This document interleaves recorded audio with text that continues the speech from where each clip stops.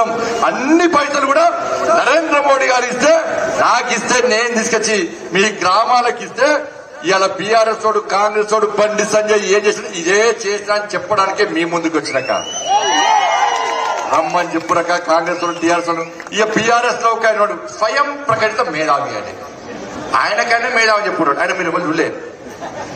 ఆయన టీఆర్ఎస్ పార్టీలో గుర్తుపట్టారు. ఆయన ఎవరు గుర్తుపడ్డాడు, ఆయన ఎవరు గుర్తుపట్టారు.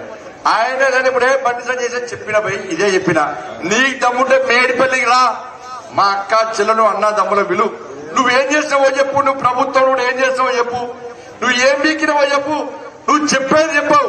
నేను పైసలు తీసుకొస్తే ఇవాళ 12,000 కోట్ల రూపాయలకు పైగా ఈ కరీంనగర్ పార్లమెంట్ నియోజకవర్గానికి మీరు గెలిపించిన బండి సంజయ్ తీసుకొచ్చినాక నన్ను ఎంపీ గెలిపించాక నేను ఇంట్లో వండుకోలేదు. అక్కడ ఏ రోజు ఇంట్లో వండుకోలేక, నా కుటుంబంతో గడపలేక, నేను నా భార్య పిల్లలకు దూరమైనాక మీకోసం, నా కుటుంబానికి దూరమైన మీకోసం, నా కార్యకర్తలకు దూరమైన మీకోసం, ఈ తెలంగాణ రాష్ట్రంలో పేదల కోసం సంగ్రామ యాత్ర చేసాక 150 రోజుల పాటు నాకు గుండెలో స్టంట్ ఉందక్క.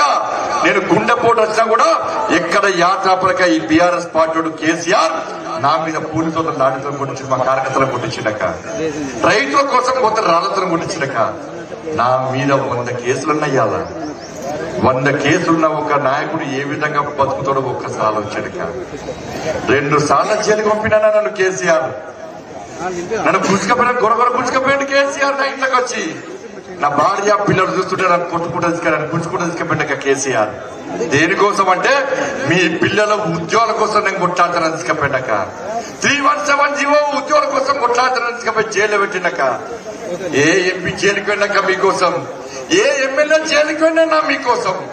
ఇలా ఏ రోజు ఏ సిరులో అనుకోలే, నేను రెస్ట్ తీసుకోలే, గ్రామాలు పెంచుకోలే, వ్యాపారాలు చేయలే, కోట్ల రూపాయలు సంపాదించలే. కేవలం నా కరీంనగర్ ప్రజలు, నా పార్లమెంట్ నియోజక ప్రజలు మీరందరూ ఎంపీ గెలిపిస్తే, మా జాతీయ పార్టీలను రాష్ట్ర అధ్యక్షులు చేస్తే, అరే ఈ తెలంగాణలో పేదోళ్ళ రాజ్యం రావాలి, పేదోళ్ళ బతుకులు బాగుపడాలి, నా తమ్ముళ్లకు ఉద్యోగాలు రావాలి, రైతులకు రుణమాఫీ జరగాలి, మహిళలకు రుణాలు ఇవ్వాలి, రోడ్లు వేయాలి, మోర్లు కట్టాలి, గ్రామాల అభివృద్ధి జరగాలని చెప్పి ఇలా మీకోసం నేను యాత్ర చేస్తాను. మీకోసం 24 గంటలు కష్టపడ్డ విషయాన్ని ఒక్కసారి గుర్తుంచుకొని తెలంగాణ మొత్తం బండి సంజయ్ అంటున్నాను. ఎప్పుడు షో పార్టీ చేయలేక అబద్ధాలు అల్లానా ఎప్పుడు. ఇలా ఎంత కొట్లాడినో అంత కొట్లాడితేనే ఇలా బండి సంజయ్ కొట్లాడిండు చెప్పి తెలంగాణ ప్రజలు పేదోళ్ళు అందరూ అంటున్నట్టే, ఎంత కొట్లాడతా పేదోళ్ళక, ఎన్ని కోట్లు ఖర్చు పెట్టినా, ఎన్ని జన్మలెత్తినా ఈ పేరు రాదక్క. నాకు ఈ పూర్వజన్మ సుకృతమక్క. ఆలోచించడం ఒక్కసారి, బండి సంజయ్ ఏం చేసాడు, బీఆర్ఎస్ పార్టీ ఏం చేసాడు, కాంగ్రెస్ పార్టీ ఏం చేసాడు, ఎవరికి ఓటేయాలో ఒక్కసారి ఆలోచించక. ఇలా కాళేశ్వరం గురించి, ఇలా మేడిగడ్డ గురించి, ఇక్కడ స్వయం ప్రకటిత మేధావి సబ్ కాంట్రాక్ట్ తీసుకున్నాడు. ఎల్ఎన్టీలో బెదిరించి సబ్ కాంట్రాక్ట్ తీసుకుంటే ఇలా మేడిగడ్డ మొత్తం కూలిపోతుందడా. ఈ స్వయం ప్రకటిత మేధావి గుండె మీద చేసుకొని నీ భార్య పిల్లలతో ప్రమాణం చేయి, ఇలా మేడిగడ్డ సబ్ కాంట్రాక్ట్ ఎల్ఎన్టీని బెదిరించి నీ కుటుంబానికి ఇప్పించుకున్నావా లేదా చెప్పు. నువ్వు మేధావి, నీ మేధావితనం మేధావి, పేదల కోసం మేధావితనం పనిచేయాలి, పేదల బతుకులు బాగుపడడానికి మేధావితనం పనిచేయాలి.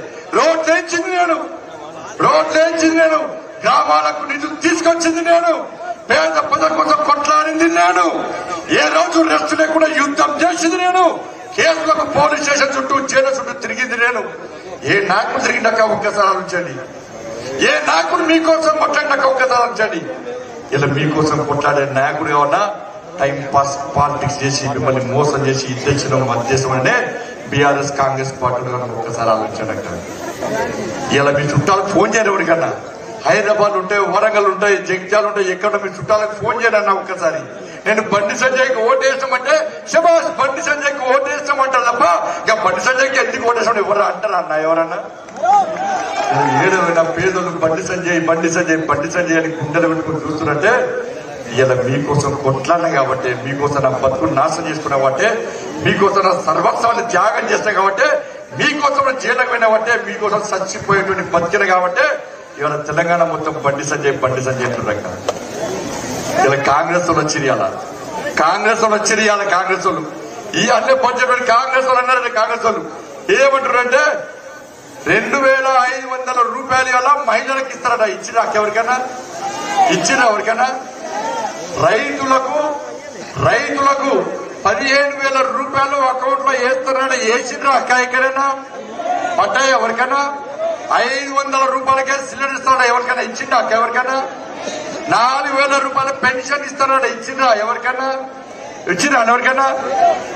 రైతులకు 2 లక్షల రుణమాఫీ ఇస్తాడు. చేసిండ్రా ఎవరికైనా? ఇవన్నీ బడ్జెట్ పెట్టింది. రాష్ట్ర ప్రభుత్వం బడ్జెట్ పెట్టింది. వాళ్ళు ఇచ్చిన హామీలను నెరవేర్చడానికట 53,000 కోట్ల రూపాయల నిధులు కేటాయించిందట.